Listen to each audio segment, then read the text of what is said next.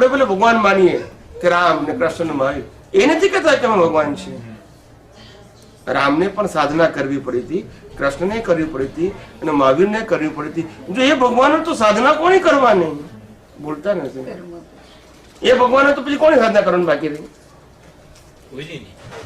પણ એ સાધના કરતા હતા કે નહીં? કારણ કે ભગવાન નતા, એને ખબર હતી. આપણે કહીએ છીએ, એ નતા કહેતા કે હું ભગવાન છું.